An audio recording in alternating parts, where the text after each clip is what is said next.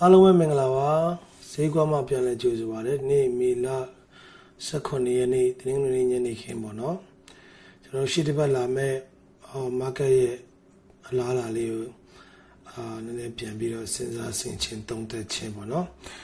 ရှေ့ဥစားပြောချင်တာကျွန်တော်ဒီဥစားပညာရေးတက်ပဲဖြစ်ပါတယ်ငွေကြီးချမ်းပြီးမဟုတ်ပါဒါကြောင့်မလို့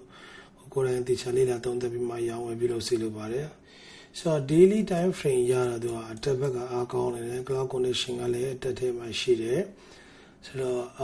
EMA 92150အားလုံးကလည်းအပေါ်ထဲမှာသွားနေပါတော့ဆိုတော့ဒီကောင်ကအတက်ဘက်ကိုသူအားကောင်းနေတယ်ဆိုတော့ RSI ကြတော့လည်း68နာဝန်းကျင်ဆိုတော့ဒီကောင်ကကောင်းနေသေးတယ်ပေါ့နော်ဒီကောင်ရစဉ်ကျန်အများကြီးကျန်သေးတယ်ဆိုတော့ဒါပေမဲ့ short term အတွက်ဆိုရင်တော့အရင်နဲ့ကတ်နေတယ်ပေါ့နော်ပေါ်ဒီတစ်ပတ်ထဲမှာအရေးကြီးတဲ့သတင်းတွေရှိတယ်အဲ့ဒါပြီးရင်တစ်ခါလေးကျွန်တော်တို့ပြောမယ်လေနော်ဆိုတော့ဒီကောင်ကိုကျွန်တော်တို့ key level နည်းနည်းပြန်ခွဲကြည့်မယ်ဆိုရင်ကျွန်တော်ဒီ900နဲ့ဒီနားလောက်လေးကိုတစ်ချက်သတိထားမယ်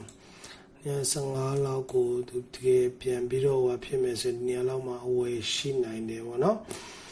ဒီทีမြန်ပူပဲပြန်ဆင်းလာပြန်အောက်ဖက်ထိပြန်ဆင်းလာပြီးမှပြန်တက်မလားဒီပဝင်းချင်မှာဒါကျွန်တော်တို့ daily time frame ရကြည့်တာပေါ့နော် okay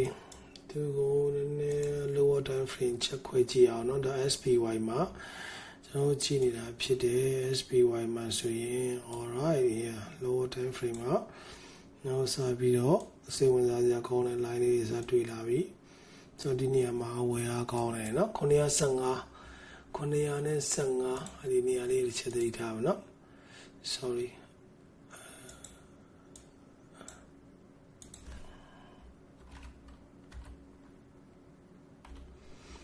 ဒီပတ်ဝန်းကျင်တစ်ချက်တည်းယူဆိုင်မယ်เนาะ915လောက်ဝန်းကျင်တစ်ချက်ယူဆိုင်မယ်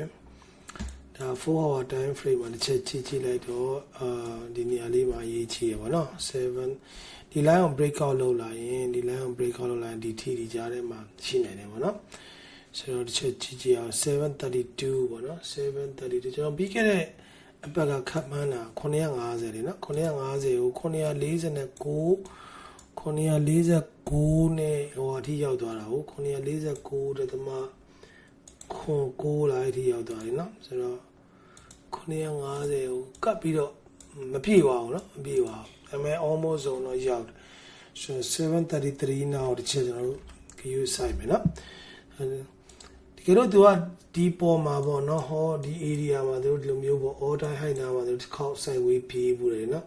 အဲ့လိုမျိုးတစ်ချက်ပြေးမယ်ဆိုရင်ဒီနေရာမှာလည်းကျွန်တော်ထင်တယ် short term ကတော့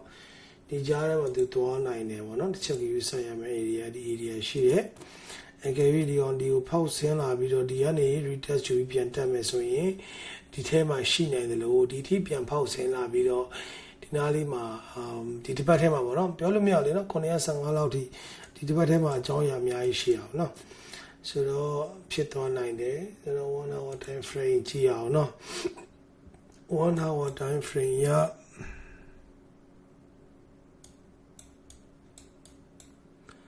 1 hour time frame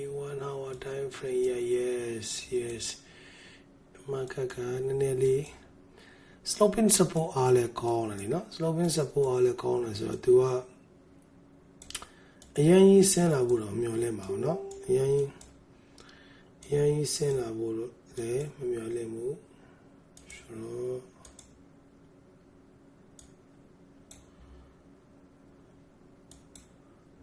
ဒါပေမဲ့ earning ကအရင်ရေးကြည့်တယ်ရှေ့တစ်ပတ်ထဲမှာရှိမဲ့သတင်းတွေearning တွေကအရေးကြီးတယ်ဗောနော်ဒီမှာတော့ဘေးရနေစနေပြီ1 hour မှာတော့ half hour မှာဆိုရင်တော့လူကြီးတေးကြတော့ okay let's see the trend ကဒီထဲမှာသွားပြီနော် oh man interesting morning breakout လို့ရင်တော့ဒီထိသွားမလားပေါ့တစ်ချက်ကြည့်ရမယ်နော်အကယ်၍ဒီအောက်ထိရောက်လာရင်တော့စိတ်ဝင်စားစရာကောင်းတော့ဒီ level တခုကတော့နော်ဆိုတော့ဒီ key level လေးတွေချက်မှတ်ထားပြီပါနော်ကျွန်တော်ကကိုမျက်စိနဲ့ဆွဲတာကိုကျွန်တော်ယုံတယ်ကိုဆွဲတာကိုကြိုက်တယ်ပေါ့နော်ကျွန်တော်တာကူးလိုင်းရဲ့ဒီမှာရှိတယ်ပေါ့နော်တာကူးလိုင်းရဲ့နားမှာတာကူးလိုင်းရှိတယ်ဆိုတော့တာကူးလိုင်းဆိုတော့သိတဲ့အတိုင်းပဲနော်တာကူးလိုင်းဆိုတာနားမှာရှိတယ် ဆိုတော့ဟုတ်ပြီကျွန်တော် market update video ဖြစ်ပါတယ်ဒါ spy နဲ့ပတ်သက်ပြီးတော့ market update video ဖြစ်တယ်ဆိုတော့ဒီ level လေးတွေကိုတစ်ချက် view စိုက်ထားပေးပါ733နောက်ပြီးတော့733နောက်ပြီးတော့715ပေါ့နော်ဒီ level လေးချက် view စိုက်ပြီးဒီ area ကြားထဲမှာဆိုရင်တော့ကစားလို့ကောင်းတယ်ဒီကြားထဲမှာတော့နည်းနည်းလေးearning ကိုစောင့်ပြီးမှာပေါ့နော် FOMC minute နဲ့ earning ကိုစောင့်ပြီးမှာပဲကျွန်တော်တို့ဆုံးဖြတ်လို့ကောင်းမယ်လောလောဆယ်က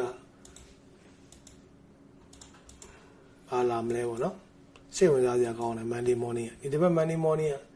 ကနည်းနည်းစိတ်ဝင်စားစရာကောင်းတယ်ဒီ line ကိုသူကယူပြီးတော့ပြန်တက်သွားရင်လည်းဒီပေါ်ထိနာမှာခဏနေနိုင်တယ်သို့တော့ကျွန်တော်ထင်တယ်ဒီ zone ထဲမှာသူဒီရပိုင်းနေလိမ့်မယ် up and down ပေါ့နော်ဆိုတော့ကျွန်တော် option သမားတွေ you know what to do နော် you know what to do ဟုတ်ကဲ့ပါဒါကတော့ market update video ဖြစ်ပါတယ်ဆိုတော့ဒီ key level လေးတွေတစ်ချက် view စိုက်ထားပြီပေါ့နော်ဆိုတော့ရှေ့တစ်ပတ်မှာကျွန်တော်တို့ဒီ stock market ရဲ့မေလ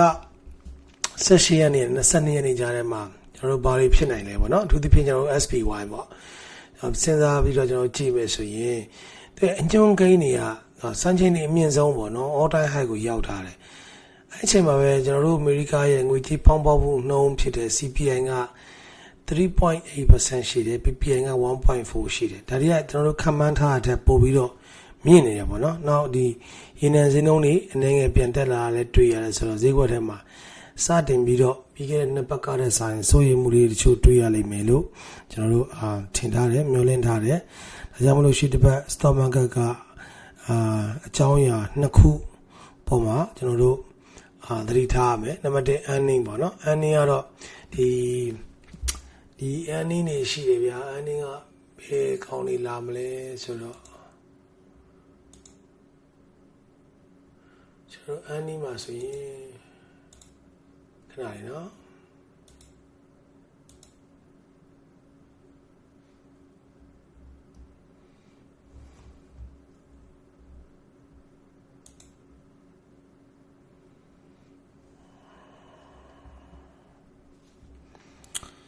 earning ဆိုရင်ကျွန်တော်တို့ကြည့်အောင် earning နဲ့ပတ်သက်ပြီးတော့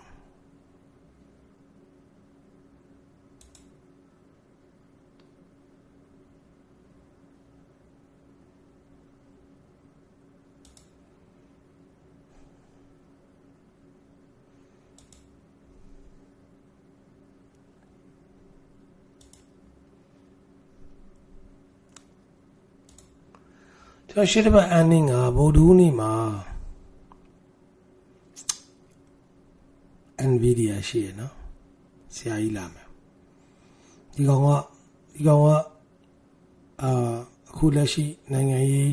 ဟဲ့လားနော်သမရဘာညာကိစ္စရင်းနဲ့ပတ်သက်ပြီးတော့ဒီကောင်ကအရေးကြီးဆုံးပဲဒီကောင် market ကိုဒီကောင်အထောက်အကူပြုလိမ့်မယ်ပေါ့နော်ကျွန်တော်ထင်တာတော့အထောက်အကူပြုလိမ့်မယ်ဒီမှာ after hour ပါနော်after hour မှာဒါကြောင့်မှတ်ထားပါတကယ်လို့ဒီ Nvidia နဲ့ပတ်သက်ပြီးတော့ကိုလေ့လာထားတာရှိတယ်ဆိုရင်ဒီနေ့မှမဝယ်ပါနဲ့ဒါဗုဒ္ဓဟူးနေ့မှမဝယ်ပါနဲ့ Monday လောက်မှကလေးကကြိုပြီးတော့ကြည့်ထားပါနော်ဆိုတော့အရေးကြီးဆုံးက Nvidia ရဲ့ဝင်ငွေဒါ American dollar 80 billion လောက်ထိရှိတယ်လို့မကကမျှော်လင့်ထားတာပေါ့ဗျာဆိုအဲ့ထက်ပိုပြီးကောင်းတယ်ဆိုရင်တော့အများအရှိန်အဟုန်နဲ့ထပ်ပြီးတော့ all time high ကိုထပ်ပြီးတော့ကျွန်တော်တို့ဆွဲခေါ်သွားနိုင်တယ်ပေါ့နော်နောက်တစ်ခုက target ရှိတယ် warm up ရှိတယ် home depot ရှိတယ်အဲ့ဒီကောင်တွေရဲ့ report တွေကလည်းတက်လာမယ်ဆိုတော့ Tuesday morning မှာ home depot ရှိမယ်ပြီးရင် target နဲ့ warm up ကကြာသပတေးနေ့မနေ့ပေါ့နော်အဲ့မှာရှိမယ် warm up ရှိမယ် warm up ရှိမယ်ဟလားနောက်ပြီးတော့ home depot ရှိမယ်နောက် target ရှိမယ်နော်စဒီကောင်တွေကလည်း market ပေါ်မှာအများကြီးတက်ရောက်မှုဖြစ်မှာဖြစ်တယ်ရှိမှာဖြစ်တယ်နောက်ပြီးတော့နောက်တစ်ခုရှိသေးတယ်နောက်တစ်ခုကကျွန်တော်တို့ကဒီကောင်ကြီးဆန်ဒီကောင်က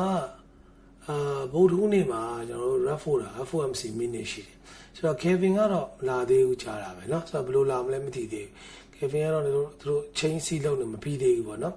ဆိုတော့ဒီဗုဒ္ဓဟူးနေ့မှာ Federal Reserve ကပြီးခဲ့တဲ့အစည်းအဝေးရဲ့မှတ်တမ်းကိုပြန်ပြီးတော့ထွက်ရှိပြီးမှာပေါ့เนาะဆိုတော့ပြီးခဲ့တဲ့ထွက်ခဲ့တဲ့အစည်းအဝေးမှာငွေကြေးဖောင်းပွားမှုအခြေလက်တွေမြင့်နေတယ်ဗျာအဲ့တော့ ဒီဘန်အနေနဲ့အတိုးနှုန်းကိုချက်ချင်းချဖို့တဲ့လက်ရှိအတိုးနှုန်းတိုင်းပဲနည်းနည်းလေးဆက်ပြီးထိန်းထားမယ်လို့နော်ဒါအရေးရောင်ရှိတယ်ဒါဒီ stock market ပေါ်မှာအနေငယ်ဖိအားဖြစ်စေနိုင်တယ်ဆိုတော့ကျွန်တော်ကနည်းနည်း fear ဖြစ်စေနိုင်တယ်ပေါ့နော်ဆိုတော့ဒါလေးတစ်ချက်ယူဆက်ရမယ်နောက်တစ်ခုက PMI data ရှိတယ်ဗျဒီကောင်ကဂျာတာပရီနိနော်ဂျာတာပရီနိဟုတ်ပြီနော်ဒီမှာဒီကောင်တက်လာဖို့ရှိတယ်ဆိုတော့တရားနေကြည့်ရနော်ဒီကောင်တစ်ချက်တက်လာမယ်ဆိုရင်ကျွန်တော်ဘယ်လောက်ထိလက်